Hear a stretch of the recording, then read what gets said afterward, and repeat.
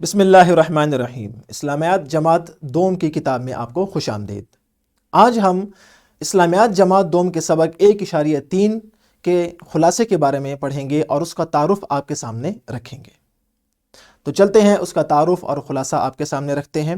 یہ ویڈیو اساتذہ، والدین اور طلبہ کے لیے یکساں مفید ہے، لہٰذا اس کو غور سے سنیں تاکہ پورے سبق کا خلاصہ اور اس کا آؤٹ کم ہمارے سامنے آ جائے اور ہم مزید ذوق اور شوق کے ساتھ اس سبق کو پڑھ سکیں۔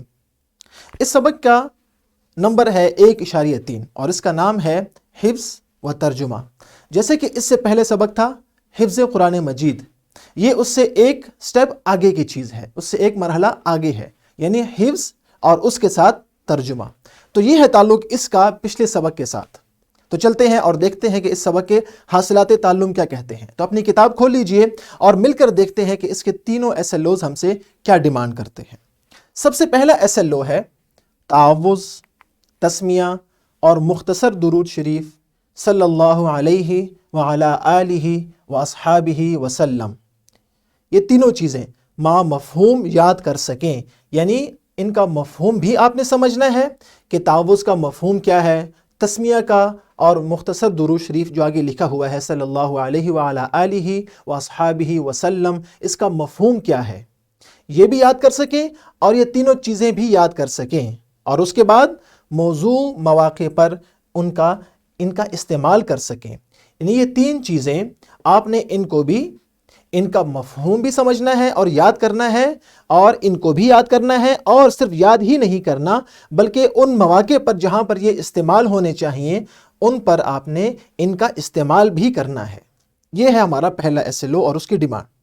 ہمارا دوسرا SLO، یہ جان لیں کہ جب بھی نبی کریم صلی اللہ علیہ وعلی آلہ واصحابہ وسلم کا اسم گرامی یعنی نام سنیں، پڑھیں یا لکھیں تو درود شریف کا اہتمام کرنا چاہیے۔ جیسے کہ ہم نے آپ کو جماعت اول میں بھی بتایا تھا کہ جیسے ہی نبی کریم صلی اللہ علیہ وعلی آلہ واصحابہ وسلم کا نام سنیں، بولیں یا لکھیں، تینوں صورتوں میں سنیں، پڑھیں یا لکھیں، ہر صورت میں آپ نے درود شریف لازمی پڑھنا ہے۔ یہ ہمارے نبی کریم صلی اللہ علیہ وآلہ وسلم کا حق ہے کہ ان پر درود پڑھا جائے، اور جب بھی ان کا نام سنا جائے تو مکمل درود شریف صلی اللہ علیہ وعلی آلہ واصحابہ وسلم پڑھا جائے۔ یہ ہمارے نبی کا ہم پر حق ہے، تو آپ نے اس کو اپنی زندگی میں ضرور آپ نے اس پر عمل کرنا ہے۔ اور تیسرا SLO آپ کی کتاب میں ہے، وہ ہے روزمرہ زندگی میں استعمال ہونے والے کلمات اور ان کا مفہوم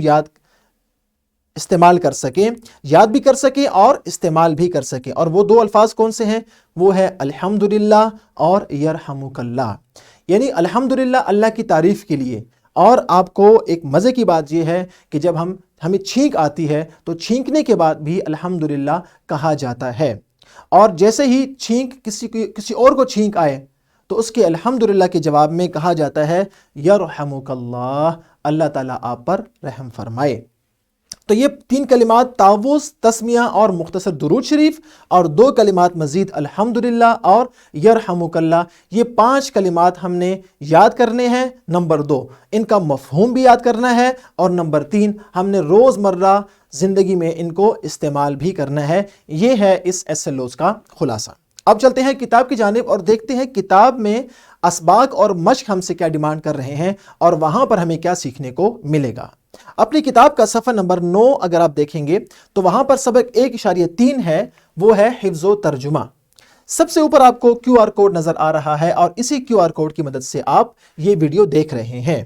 اس کے بعد ہے سبق کا نام حفظ و ترجمہ، جو کہ ہم نے آپ کو بتا دیا۔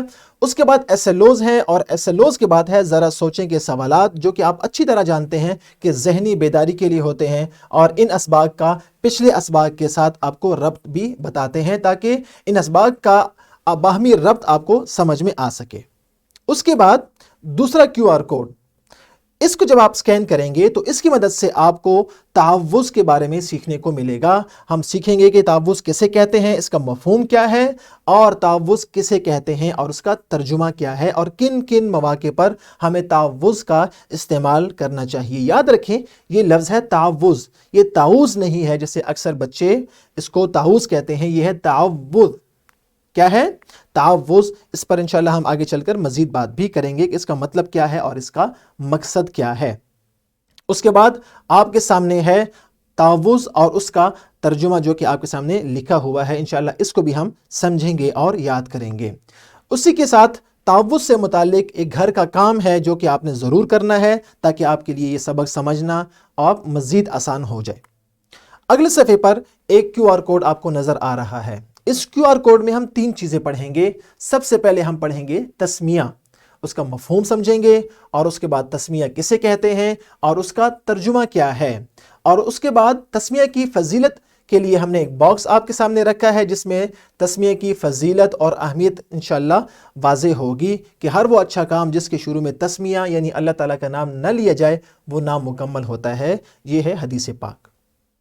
اس کے بعد اس QR کوڈ کی دوسری چیز یعنی درود شریف ہے، صلی اللہ علیہ وعلی آلہ وصحابہ وسلم۔ درود شریف کی اہمیت کے بارے میں کچھ جملے اور اس کے بعد درود شریف اور اس کا ترجمہ آپ کے سامنے کتاب میں موجود ہے۔ اس کے بعد تیسری چیز ہے اور اس کے بعد ہے درود شریف کی اہمیت پر ایک مزید حدیث آپ کے سامنے رکھی جائے گی تاکہ آپ روزمرہ زندگی میں درود شریف کا استعمال اور معمول بنا سکیں۔ اس کے بعد ہے الحمدللہ، یعنی آخری اس صفحے کا آخری جملہ جو کہ ہم نے آپ کو بتایا کہ اللہ تعالیٰ کی تعریف کے لیے بولا جاتا ہے، اور چھینکنے کے بعد جب چھینک آئے تو اس کے بعد الحمدللہ پڑھا جاتا ہے۔ اگلے صفحے پر یرحمک اللہ کا لفظ اور جملہ موجود ہے، اور یہ بتایا گیا ہے کہ اس QR کوڈ کی مدد سے کہ یرحمک اللہ کب کہا جاتا ہے اور کب کہنا چاہیے، اس کا مفہوم کیا ہے اور کون سے موقع پر یہ بولا جاتا ہے۔ اس کے بعد ہے گھر کا کام۔ گھر کے کام کے بعد ہم چلتے ہیں ذہنی آزمائش کی جانب۔ چونکہ یہ سبق سننے سے، بولنے سے اور یاد کرنے سے متعلق ہے، لہٰذا ہم نے کوشش کی ہے کہ اس میں آپ کے لکھنے کا کام کم سے کم ہو تاکہ جو SLOs ہیں اس کی ڈیمانڈ پوری ہو جائے۔ اس لیے ہم نے جو سوالات دیے ہیں، اساتذہ کرام اور والدین اس سبق سے متعلق یہ سوالات اور مزید سوالات بھی طلبہ سے پوچھ سکتے ہیں، لیکن زبانی پوچھیں گے ان سے یہ سوالات اور ان کے جوابات آپ نے لکھوانے نہیں ہیں، اس لیے کہ یہ SLO کی ڈیمانڈ نہیں ہے۔ اس کے بعد ہیں سرگرمیاں جو کہ یقیناً سبق کی تفہیم کے لیے مفید ثابت ہوں گے۔